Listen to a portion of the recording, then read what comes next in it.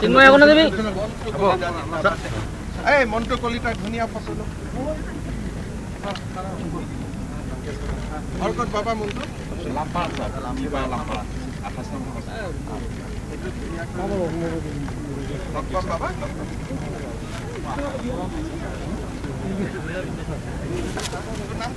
চিন্ময় এখন দেবী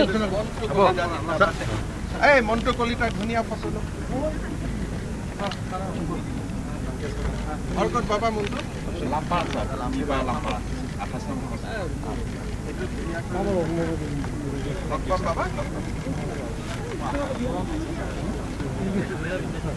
মই 2023 চনতে ছবিখন আঁকিছিলো, কিন্তু সেইখন ছবি মই দিয়াৰ কাৰণে দুবাৰ চেষ্টা কৰিছিলো তেখেতক, কিন্তু মই দিয়াৰ কাৰণে সুবিধাখন পোৱা নাছিলো।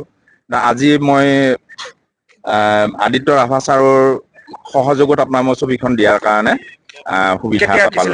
2023 চনতে আঁকিছিলো আপোনাৰ। কিহৰ কাৰণে দিব পৰা নাছিলে বা কিহৰ মানে মই মানে এনেকে ধৰক কিছুমান অসুবিধা থাকে, য'ত আহিলেও ধৰক মানে এতিয়া যাব নোৱাৰিব, এনেকে প্ৰগ্ৰেমটো শেষ হৈ যায়, তাৰপিছত মই ছবিখন দিয়াৰে সুবিধা নাপাওঁ। তেনেকে মই আকৌ ছবিখন লৈ যাওঁ। তেনে মোৰ মনত এটা মানে খুব মানে বেয়া লাগি আছিলে আৰু যে মই সেইখিনি সুবিধাও আমি কিয় নাপাওঁ। মুখ্যমন্ত্ৰী কি ক'লে?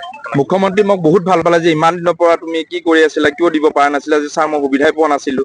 এনে বহুত ভাল লাগিছে আৰু কেনেকুৱা লাগিছে? আজি মোৰ বহুত ভাল লাগিছে আৰু যে মই কিবা এটা সাৰ্থক হৈছে আৰু মই তেখেতক বহুত ভাল পাওঁ, আৰু সেইকাৰণে মই ছবিখন পেঞ্চিল আৰ্ট কৰিছিলো আপোনাৰ। ছবিখন আকোতে কিমান দিন লাগিছিলে? ছবিখন আকোতে মোৰ প্ৰায় 2 সপ্তাহমান গৈছিলে আৰু। চিন্ময় এখন দেবী এই মন্টু কলিতাৰ ধুনীয়া ফচল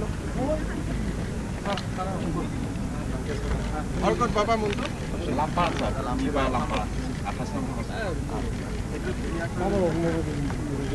বাবা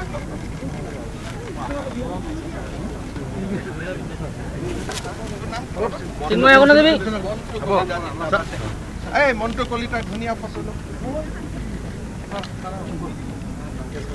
অৰ্কত বাবা মন্টু বাবা